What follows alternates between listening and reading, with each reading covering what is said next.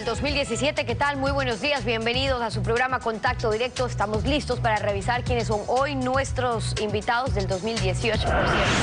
Nos acompañará Mae Montaño, asambleísta nacional de Creo. Hablaremos sobre el respaldo de Creo a la consulta popular, también las diferencias con la consulta del 2011 que metió la mano a la justicia. Hablaremos sobre la campaña por el sí y el no que está por iniciar también. Además, hoy en nuestros estudios, Ricardo Zambrano, asambleísta, secretario ejecutivo de Alianza País. Y es que hoy se cumplen 3 meses desde que el vicepresidente Jorge Glass fuera detenido, trasladado a la cárcel 4 y luego sentenciado por asociación ilícita en el caso Odebrecht. Se configura entonces el abandono del cargo como señala la Constitución, lo vamos a examinar. Y Abdalá Bucaram Puley, ex candidato presidencial por Fuerza Ecuador, con su réplica al exministro de Inclusión Económica y Social, Iván Espinel, por glosas de informes de Contraloría con indicios de responsabilidad penal cuando Espinel ejerció funciones en el IES. Mañana, 3 de enero, el presidente de la República, Lenín Moreno, tiene previsto enviar a la Asamblea Nacional la terna con los candidatos a la vicepresidencia de la República. Así lo dejaron saber Miguel Carvajal, ministro de Gestión Política, y Eduardo Paredes, viceministro de Gestión Política. El Ejecutivo aplicaría el abandono de cargo al actual vicepresidente Jorge Glass. Todo apunta a que el 2018 iniciará con mucha actividad política. Y es que el 3 de enero probablemente el presidente Lenín Moreno entregue en la Asamblea Nacional la terna de reemplazantes del vicepresidente Jorge Glass, quien está a pocos días de abandonar su cargo por ausencia. Así lo dijo el secretario de Gestión Política Miguel Carvajal en una entrevista con la radio pública. En esa misma línea se pronunció en Radio Sonorama el viceministro Eduardo Paredes. El ministro Miguel Carvajal ha anunciado la decisión del presidente de la República de enviar la terna en la primera semana de enero. Esta es la realidad objetiva, me parece a mí, y creo que ese será el camino que siga la designación del nuevo vicepresidente de la República. Carvajal señaló que el presidente Moreno, con un gesto democrático, ha sometido a opiniones de los miembros del buró y de otras personas que le sugiramos nombres para integrar la terna. Paredes, por su parte, acotó que el juicio político que se intenta desarrollar en la Asamblea no tendría por qué verse afectado. El enjuiciamiento político, como el trámite para la terna presentada por el presidente, son acciones que pueden correr paralelamente y que cumplen objetivos distintos. La idea es que el reemplazo de Glass en la vicepresidencia garantice coherencia y continuidad con el programa político, añadió Carvajal. El gobierno quiere voltear la página y continuar trabajando. El vicepresidente preso, lo que corresponde es normalizar la vida política nacional, normalizar el funcionamiento de las instituciones, incluida la vicepresidencia de la República. Los funcionarios también negaron que en la búsqueda de los integrantes de la terna para ocupar la vicepresidencia de la República se haya entablado negociación de algún tipo con los sectores de oposición. La actualidad, los protagonistas, el análisis y la información en Contacto Directo.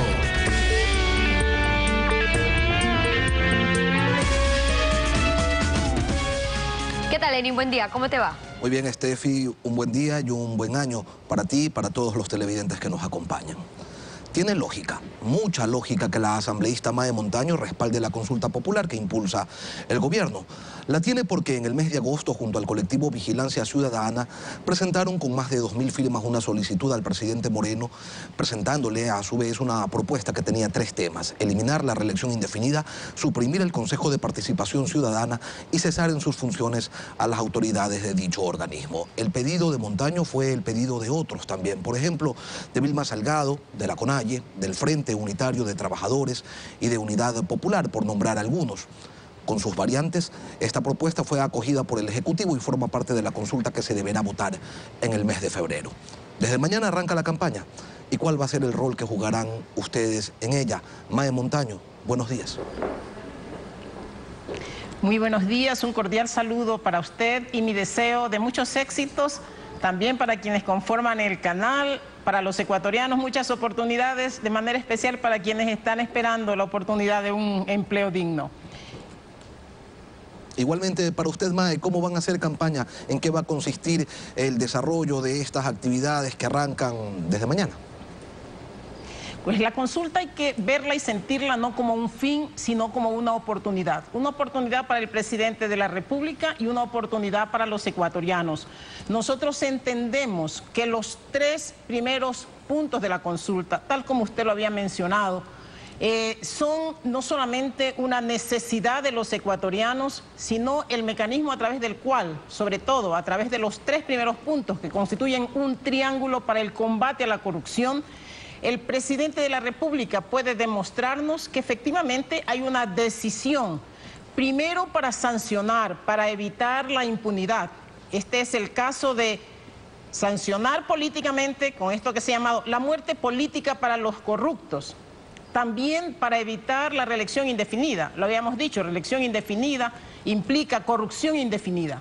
Pero el tercer punto, que es básico, que es clave, que es cesar a los integrantes del Consejo de Participación Ciudadana y Control Social y crear un transitorio consejo para que sea el encargado de evaluar a las autoridades de control, a todas estas autoridades que fueron elegidas por el Consejo de Participación Ciudadana y Control Social, sean revisadas su tarea, pero sobre todo que sus cargos queden también sin efecto, porque tenemos que combatir a las mafias que han hecho metástasis en las distintas instituciones del país. ¿Esto qué significa, Mae? ¿Que solo van a hacer campaña por las 3 primeras preguntas? Porque su movimiento, el líder de su movimiento, Guillermo Lasso, dice 7 veces sí. En nuestro caso y de manera específica nos vamos a concentrar en esos 3 elementos, más allá de que nuestra organización está apoyando todos los temas de la consulta. Y de hecho nosotros también votaremos por todos los temas de la consulta y votaremos sí. Sin embargo, hay que decirle a la ciudadanía que el presidente de la República tiene 2 tareas básicas y fundamentales para este año 2018.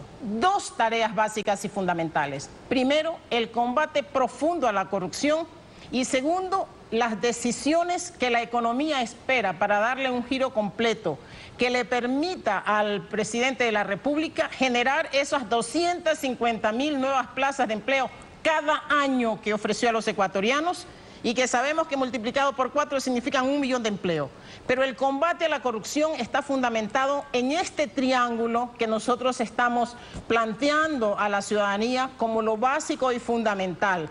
No reelección indefinida, muerte política para los corruptos y de manera específica hay que decirle al presidente de la República que el tercer punto no significa, no implica un cheque en blanco, implica para él la oportunidad de limpiar también su entorno en el gobierno, de liberarse de aquellos pesos muertos que significan una contaminación de un gobierno que dice que quiere trabajar por los ecuatorianos y que sobre todo quiere combatir la corrupción de manera profunda. Tenemos que limpiar, tenemos que recuperar las instituciones, terminar con estas mafias que han hecho metástasis, que han saqueado al Ecuador. Hoy es un día importante para los ecuatorianos porque finalmente mañana ya no tendremos un vicepresidente, que esté liderando una red de corrupción, que esté liderando una banda de delincuentes que han asaltado al país. Así que de eso se tratan los 3 puntos, este triángulo de combate a la corrupción del que estamos hablando, la pregunta 1, 2 y 3 de la consulta. Antes de ir al punto del cheque en blanco, yo quisiera consultarle sobre los anexos que acompañan a las preguntas y donde consta específicamente cuáles son los cambios que se deberían incorporar a la Constitución. Difícilmente van a ser leídos, un asunto de tiempo, son temas técnicos complejos y eso podría llevar a que quienes están a favor del sí y también quienes están a favor del no puedan generar discursos que terminen confundiendo al electorado. ¿Cómo evitamos que esto suceda?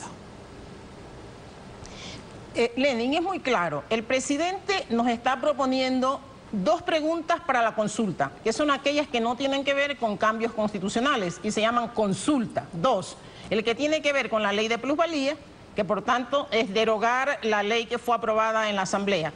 Y lo otro que tiene que ver con los cambios en el Yasuní. O sea, estos temas no tienen que ver con cambios constitucionales y son consultas al pueblo ecuatoriano. Entonces es muy sencillo. Las otras 5 preguntas sí tienen que ver con cambios constitucionales.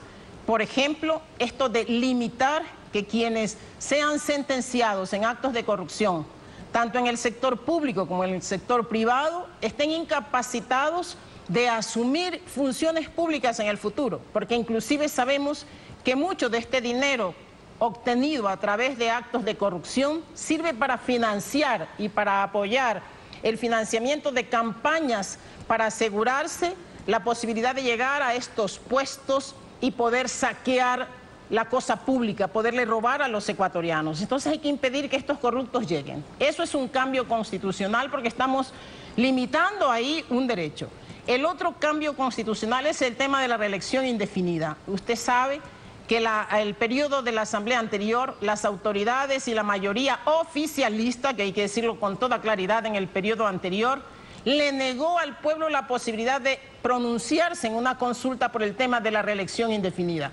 Este es un cambio constitucional que lo hizo la Asamblea en el periodo anterior de espaldas al pueblo ecuatoriano y que por tanto ahora hay que eliminar el tema de la reelección indefinida y volver al tema anterior en la Constitución. Mae, ¿en qué se diferencia la pregunta que propone reestructurar el Consejo de Participación Ciudadana y Control Social, dar por terminado el periodo de sus actuales miembros e implementar un Consejo de Transición que pueda evaluar a las autoridades que designa, así como anticipar la terminación de sus periodos de considerar lo necesario, con aquella otra pregunta de la consulta del 2011 que sustituyó el Pleno del Consejo de la Judicatura con uno de transición para que en 18 meses reestructure la función judicial? Pues son dos cosas distintas. En el primer caso, como lo dijo el expresidente Correa, se trataba de meterle la mano a la justicia para apoderarse precisamente de esta función del Estado. Y a partir de esa metida de mano, de esa cooptación de la justicia, el Ejecutivo, el presidente Correa, se adueñó de todos los poderes y se convirtió prácticamente en un dictador. Y no existe ese riesgo ahora. Esa fue la realidad. Y no existe de manera ese riesgo velada. ahora de que con un consejo de participación social, de transición, con miembros nominados por el presidente Moreno pueda meterle la mano a las superintendencias, a la Fiscalía, a la Contraloría, a todo lo que él quiera. Ahora podría ocurrir lo mismo si es que los ecuatorianos, si es que los ciudadanos estamos dispuestos a darle al presidente Moreno un cheque en blanco. Y yo lo que digo, cheque en blanco nunca más a ningún presidente. Entonces aquí viene lo otro. Si esto es una oportunidad para el presidente Moreno, que dice que quiere combatir profundamente la corrupción y hacer una cirugía, también es una oportunidad para los ecuatorianos. Por eso nuestro llamado a seguir ejerciendo una ciudadanía activa. La consulta no es un fin, es una oportunidad. Tenemos que seguir vigilantes. Mi llamado nuevamente a este grupo importante de ciudadanos que se formaron para hacer vigilancia ciudadana y a todos aquellos que están interesados en hacer un control social, en acompañar al presidente de la República para saber a quiénes va a designar, a quiénes va a proponer para que la Asamblea escoja para este Consejo de Participación Ciudadana transitorio. Despiertos tenemos que estar ciudadanos, despiertos ecuatorianos para ver cuáles son los pasos, cuáles son las acciones del presidente, de quienes van a integrar este Consejo de Participación Ciudadana y acompañarlos a través de una veeduría, de un control social, de una vigilancia permanente, activa. Eso es lo que tenemos que hacer, esa es la oportunidad. La consulta no es un fin, es una oportunidad y ese es el mensaje para el presidente Moreno. Después de la consulta, después del 4 de febrero, debe haber un antes y un después. Combate a la corrupción profundo, la no cooptación de los poderes del Estado, eso no lo podemos permitir nunca más, pero también acciones económicas que estén dirigidas a dar a los ecuatorianos la oportunidad de tener un empleo digno.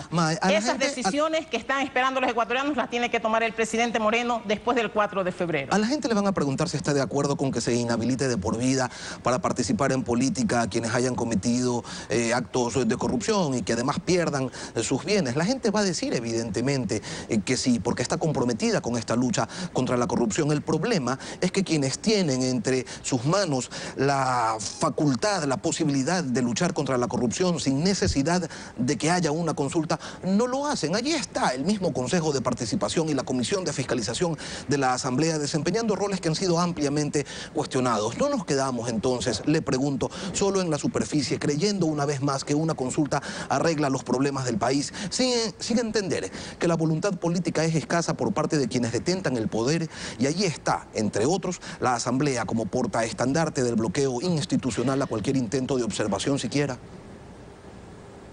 Usted tiene mucha razón, Lenin. Podría ocurrir. Vuelvo a insistir, la consulta no es un fin, la consulta es una oportunidad. No nos quedemos dormidos, tenemos que tomar esta herramienta para hacer que las cosas funcionen. Es verdad que tenemos una asamblea y unos representantes que en este mismo momento renuncian a su capacidad fiscalizadora y esperan que los hechos se den, estén consumados, dizque para llevar adelante un juicio político, en este caso al vicepresidente, de la misma manera que se hizo el del Contralor. Cuando nuestros representantes no actúan y no funcionan, la ciudadanía activa tiene que hacerlo. Y tiene que exigir que sus representantes asuman esa decisión política de la que usted está hablando. Yo siempre digo, yo creo en los ciudadanos, yo creo en esa acción movilizadora, yo creo en esa acción permanente de la gente que quiere cambio. Y la consulta nos está dando la oportunidad de esa expresión, pero las cosas recién empiezan. Así que después del 4 de febrero tenemos que estar vigilantes y acompañar al presidente de la República para que haga lo que tenga que hacer. Y tenemos que seguir exigiendo a nuestros representantes en la Asamblea para que cumplamos nuestro rol fiscalizador. Y allí ya tendremos también oportunidad en las elecciones de pasarle la factura a aquellos que nos han traicionado, aquellos que no han estado a la altura de la historia y de las exigencias que el pueblo ecuatoriano está determinando. Mae Montaño, asambleísta nacional por Creo, miembro de la Comisión de Régimen Económico de la Asamblea Nacional. Gracias por acompañarnos esta mañana. Gracias a usted, Lenin. Al volver, en nuestros estudios, Ricardo Zambrano, asambleísta secretario ejecutivo de Alianza País. La figura del abandono del cargo que reza en la Constitución y el juicio político al vicepresidente Jorge Glass, por cierto, sentenciado por asociación ilícita en el caso de Odebrecht a 6 años de prisión. Hoy se cumplen 3 meses desde que fue detenido. Regresamos, que es en nuestra sintonía.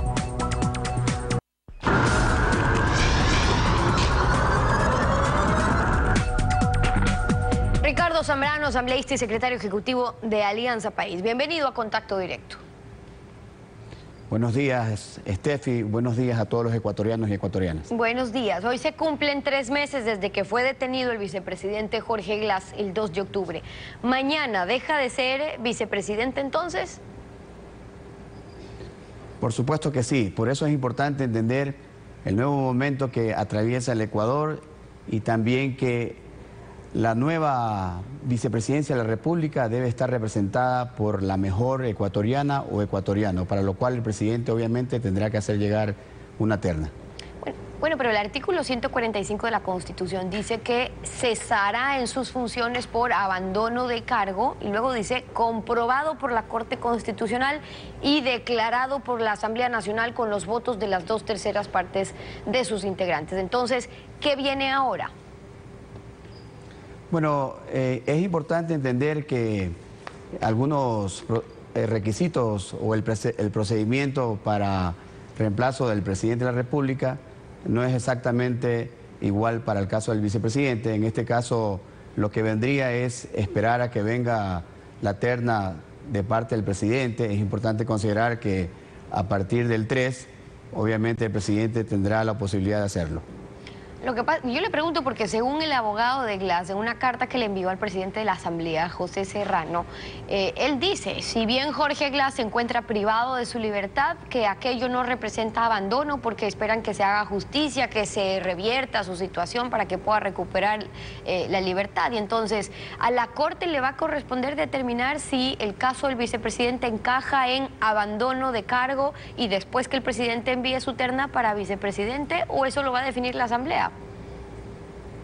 En lo absoluto, Steffi, es una cuestión de tiempo para que el presidente de la República envíe la terna y obviamente esta terna sea revisada, debatida, pues y obviamente votada por la Asamblea Nacional. Ok, entonces dentro de Alianza País lo que tienen previsto es ya recibir la terna, digo, los asambleístas de País, recibir la terna de parte del Ejecutivo. Usted es secretario ejecutivo de Alianza País. Lenín Moreno es el líder de su movimiento.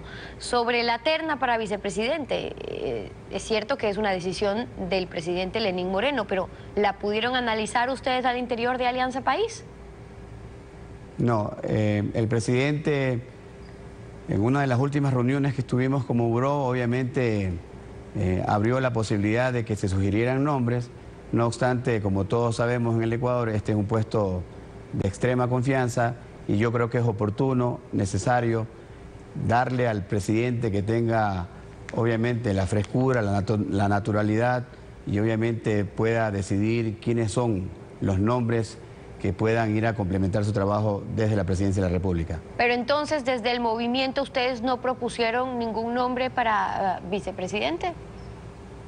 Bueno, siempre hay la posibilidad de que como ecuatoriano, de que como militante se pueda proponer un nombre, más aún si consideramos que debe ser un nombre, vuelvo y repito, que complemente la tarea de un presidente, pero al final del día es el presidente quien tiene que sentirse con la posibilidad de efectuar, de aterrizar su trabajo con una persona de extremada confianza.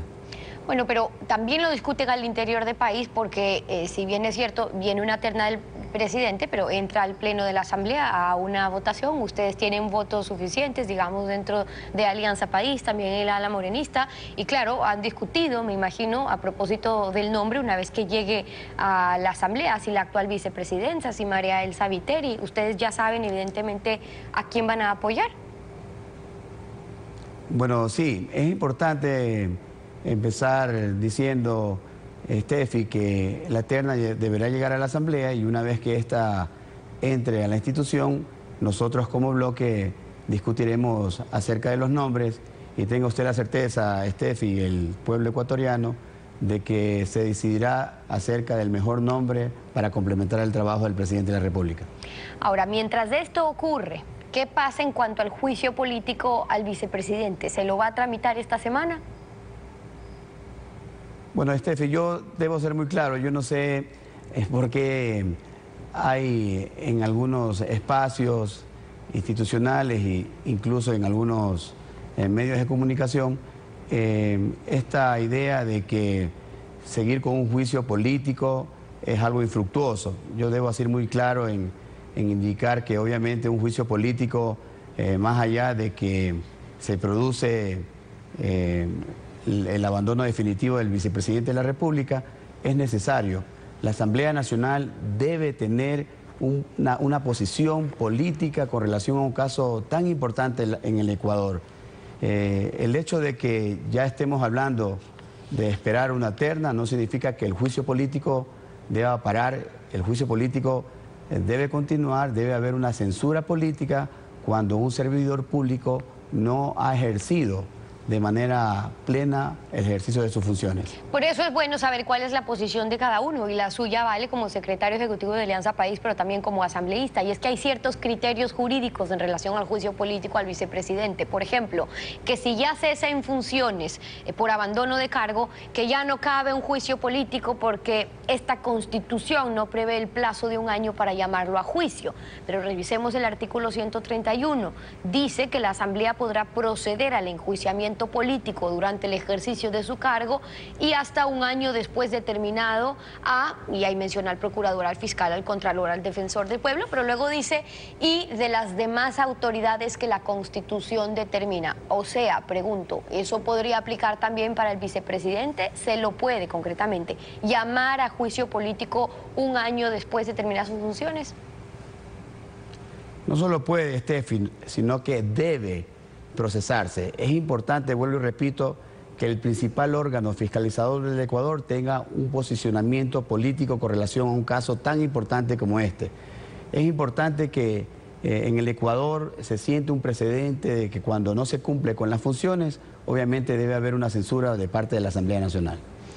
Ahora, Jorge Glass le ha enviado una carta al presidente de la Asamblea diciendo que él sí tiene voluntad de ser sometido a un juicio político y además pide ser escuchado y personalmente en el pleno de la Asamblea. Entonces, vamos a escuchar al vicepresidente en la Asamblea para que pueda exponer sus argumentos jurídicos.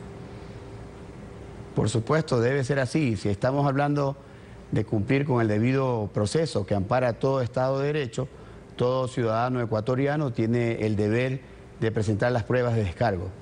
¿Y qué han discutido sobre eso en la Asamblea? Y le pregunto porque hay quienes creen que no quieren darle la oportunidad a Jorge Glass para que diga todo lo que tenga que decir y que por eso también hay otros determinados asambleístas o sectores de la oposición que no apoyan el juicio político. Debe haber la comparecencia del vicepresidente, así como nosotros hemos querido dejar un precedente, por ejemplo, con el acto realizado por algunos compañeros el 31 de octubre en País, donde se intentó cesar en funciones al presidente de nuestra organización sin un debido proceso. Debe haber el debido proceso, por eso es importante que el vicepresidente también pueda presentar sus pruebas de descargo, Steffi. ¿Y eso lo tienen previsto dentro del trámite, que lo han discutido ustedes también ya, darle procedimiento esta semana?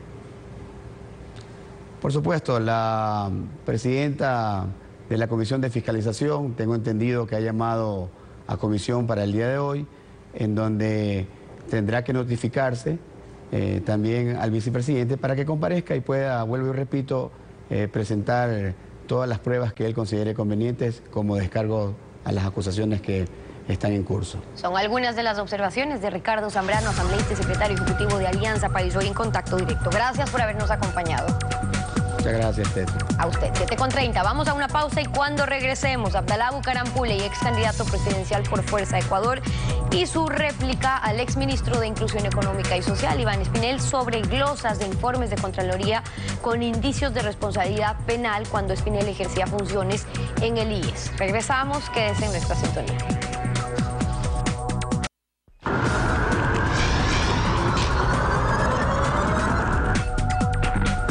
En días pasados estuvo en este espacio el exministro de Inclusión Social, Iván Espinel, quien había solicitado ejercer su derecho a la réplica ante declaraciones emitidas por el ex candidato a la presidencia, Abdalá Bucaram Puley. Hoy es Dalo Bucaram quien ha solicitado replicar lo dicho por Espinel. Escuchemos qué fue lo que dijo el exministro y exdirector provincial del IES. Primero, que no tengo absolutamente nada que ver con la dirección provincial del IES. Estos informes, que no son 9, señor Bucaram, son 7, refieren 7 días que estuve como subdirector nacional de control. ¿Y por qué imputa la Contraloría en una supuesta implicación? Precisamente dicen por la falta de control a la administración del contrato con Redes. Lo podemos demostrar, Redes, la empresa auditora.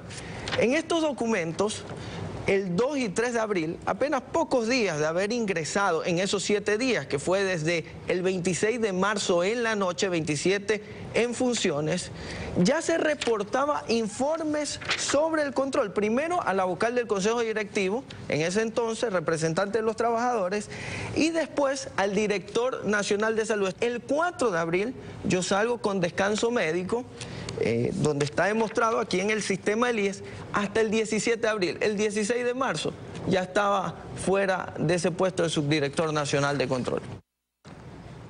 Que solo estuvo 7 días en el cargo y que no pudo haber tenido responsabilidad en esos contratos que la Contraloría cuestiona, dice el exministro. Dalo, muy buenos días. ¿Qué es lo que señalan los informes del Contralor? Sí, buenos días, un saludo y un feliz año a todos los televidentes. Bueno, el señor Espinel y su defensa, obviamente tratando de evadir a la justicia y no responder por las millonarias glosas y por los millonarios perjuicios causados al país, quieren enfrascarse en su duración al frente del cargo de director provincial o de lo que haya sido. Pero él mismo menciona en una parte de su intervención que el sistema que se creó para poder fiscalizar todas las fechorías que hacían en el pago a las clínicas privadas, esta banda que encabezaban Espinel, Julio Goyes y compañía, para desfalcar las arcas del Estado del Seguro Social, justamente fue el sistema de redes, con una empresa privada, una empresa auditora, en la cual el señor Iván Espinel no solo que tuvo participación, sino que era administrador de contrato. Por eso nacen 9 informes de responsabilidad penal en contra de él y su banda. Uno de ellos actualmente ya se encuentra en un proceso de instrucción fiscal con una audiencia de formulación de cargos que ha sido puesta para el día 15 de enero, donde él tendrá que explicar primero por qué razón, siendo administrador de contrato, avalaban ciertas facturas sobrevaloradas tremendamente, pagos de $600 que terminaron pagando 8.000, médicos que nunca asistieron a las operaciones y que ellos daban fe de que estuvieron en las operaciones, y así sucesivamente un sinnúmero de anomalías que detecta la Contraloría y que por ello lo incluye en 9 informes de responsabilidad penal 9, que lleva a que el señor Espinel ni siquiera pueda explicar cómo pagó su casa. Son 9 informes, ¿por qué dice que son 7? Son 9 informes, de los cuales uno, él sostiene que todos han sido archivados. Mentira, uno fue archivado con la participación de una fiscal apellido Ceballos, y ese uno que fue archivado de los 9 que tenía pendientes, ya acaba de presentar la Contraloría General del Estado una acción extraordinaria de protección para que cumpla y se reaperture el caso, porque fue totalmente anómalo cómo se llevó a cabo ese archivo sin la presencia del fiscal, sin la consulta al fiscal provincial, y por ende también se va a reaperturar y tendrá que responder no solo por los $18 millones de glosa que tiene que pagarle a la Contraloría, y que curiosamente la Contraloría no hace nada por cobrarlo, y hago un llamado al señor Contralor para que sustenten los informes que han presentado de responsabilidad penal en la Fiscalía y no los dejen abandonados, y seamos otros los que tengamos que estar ejerciendo nuestro derecho a que exista justicia en el país, sino que sea la propia Contraloría. Así como en este caso ha presentado... ¿Esa glosa, Dalo, ya está en firme o todavía puede apelar, la de los 18 millones? La glosa está en firme, 18 millones para el señor Espinel y más de 100 millones para el señor Julio Goyes, quien fuera el director económico del ministerio que el señor Espinel dirigía. Entonces, aquí lo que diga Espinel o lo que diga Dalo Bucaram es lo menos importante. Aquí lo más importante es lo que dicen los informes de la Contraloría, y dicen que este señor se ha enriquecido ilícitamente y, repito, tendrá que explicar cómo pagó su casa y cómo, después de que dejó de ser director provincial del IES, acá en el Guayas, pudo mantener su nivel de vida percibiendo $1.000 mensuales, como lo registra en sus pagos mensuales al IES, hasta el mes de abril del presente año 2017, el señor declaraba $1.000 de ingreso. Entonces, ¿cómo comía, cómo pagaba la educación de sus hijos? Su sustento para justificar los $180.000 que pagó al contado por la diferencia de su casa, que dice haberle costado $300.000. Dice que fueron 4 años de ingresos del 2010 al 2014. O sea que en 4 años el señor Espinel no se tomó una cola, no educó a sus hijos, no puso gasolina. ¿De dónde sacó los carros de lujos y de colección que tiene parqueados afuera de su casa? Dalo, usted dice... Un jovencito que tiene una fortuna superior a los $20 millones, tendrá que explicarle no solo a la Fiscalía, sino al país, y si no puede hacerlo, tendrá que ir a la cárcel a hacerle compañía a Glass y a Riveras, a quienes denuncié en su momento también. Usted dice que Iván Espinel era administrador del contrato. De redes. ¿Por cuánto tiempo fue? Bueno, por algunos meses fue administrador del contrato de redes.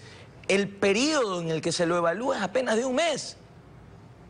Y lo peor es que la Fiscalía, cuando hace la investigación y le pide a la Contraloría cuál es la cuantía del perjuicio, que estaba valorada en cientos de millones de dólares por esta banda que se había enquistado aquí en el Guayas, la Contraloría lo que dice es que no pueden identificar el total del perjuicio, porque esos cientos de millones de perjuicios fueron solo una muestra aleatoria de facturas. O sea, la Fiscalía tiene que identificar en el 100% de las facturas cuánto se le robaron al Seguro Social. Y repito, cada vez que un hombre pobre de este país va al Seguro Social, va a una clínica privada y no lo quieren atender, recuerden que fue porque el señor Espinel y compañía defalcaron al IES Y hoy por eso el IES atraviesa una situación económica muy delicada por la cantidad de dinero que se robaron en el negociado con las clínicas privadas. Pero escuchemos qué más dijo Iván Espinel en la entrevista que le realizamos la semana anterior. Hay que establecer, la glosa no es de 18 millones de dólares contra Iván Espinel, es una glosa solidaria en la parte administrativa, en la parte civil, que es otra cosa de la parte penal. Como no hay una cuantificación específica en los informes de la Contraloría, es una glosa solidaria, la cual no he sido notificado, como lo he referido varias veces, y que tenemos el derecho a la impugnación como un proceso normal administrativo, con las pruebas de descargo que se han presentado durante todo este proceso. Usted dice que la glosa está en firme, él dice que no, que todavía tiene derecho a la impugnación. Sin embargo, el próximo 15 de enero se dará la audiencia de formulación de cargos dentro de un proceso por peculado. ¿Cómo es esto, abogado Bucarán? Espinel dice no ser responsable de aquello que afirma la Contraloría, pero la Fiscalía cree que sí lo es y entonces impulsa un proceso penal en su contra. Bueno, Glass y Rivera no decían que eran inocentes. No decían exactamente lo mismo. Que todos mentían y que ellos decían la verdad, que nunca habían recibido dinero de Odebrecht y que nunca habían hecho negocios con el señor Tomislav Topic. Exactamente igual que como Espinel, parece que los entrenaran juntos a estos señores, que una vez que son descubiertos digan, pero por el amor de Dios, no tienen nada que demostrar. Todavía Glass dice que no hay pruebas. Se ha descubierto 27 millones de dólares en las cuentas de su tío y dice que no hay pruebas. Son sinvergüenzas. No tienen el menor rubor en mentir, y eso de que la glosa dictaminada por la Contraloría no es personal, es otra mentira más, que eso es glosa solidaria. Solidaria con sus bolsillos será, porque usted fue el que se embolsicó esa cantidad de dinero. En este proceso, ¿ustedes van a participar de alguna manera o solamente lo van a observar a cierta distancia? Nosotros, una vez que la Fiscalía cumpla con su trabajo y pida la prisión, vamos a ser acusadores particulares para que el señor le explique al país de dónde tiene la fortuna que tiene. Un hombre que se dedica 40 años a trabajar en el sector público no tiene la fortuna que este jovencito tiene a sus apenas 33, 34 años. Así que tendrá que explicarlo, tendrá que explicar por qué era tan protegido por el señor Glass. Del informe, ¿por qué salió del IES con la policía? Lo sacaron con la policía precisamente por todas estas anomalías, y el señor Correa recibió un informe en su despacho de todas las anomalías de este pequeño corrupto al frente del IES, y el señor Glass lo protegía. Así que vamos a esperar lo que diga la justicia para presentar formalmente una acusación particular por lavado de activos para que el señor explique su riqueza. ¿Y ustedes van a solicitar que haya prisión preventiva o eso es lo que esperan que la Fiscalía solicite? Bueno, esa ya es la obligación de la Fiscalía. La Fiscalía tiene que mínimo, como en el caso de Glass, ¿no? Tendría que pedir mínimo la prohibición de salida del país para garantizar la asistencia al proceso de este individuo para que el país pueda conocer. Repito, el daño que se le ha hecho al Ecuador no es un daño leve. Se han robado la plata del IES, de los enfermos, de los niños que mueren por no poder ser atendidos, de los padres de familia que mueren porque se les niega el derecho a la salud, precisamente porque han defalcado al Seguro Social. Si sumamos todos los informes de 1.200 millones de dólares en muestras aleatorias a nivel nacional, y solo en la provincia del Guayas son más de 300 millones de perjuicios. Entonces no es un tema de tomarlo deportivamente, y se metieron con la plata más sagrada que tiene un país, que es con la plata de la salud. Tienen que responder como están respondiendo otros corruptos que también decían ser inocentes y que hoy están en la cárcel. Abdalá Bucarán Puley, ex candidato presidencial por Fuerza de Ecuador, el principal de esta organización política. Gracias por acompañarnos. Y concluimos así esta emisión, como siempre, agradeciéndoles a ustedes su confianza y sintonía. Lenín, nos volvemos a encontrar mañana. Será hasta entonces un buen día para todos. Buenos días.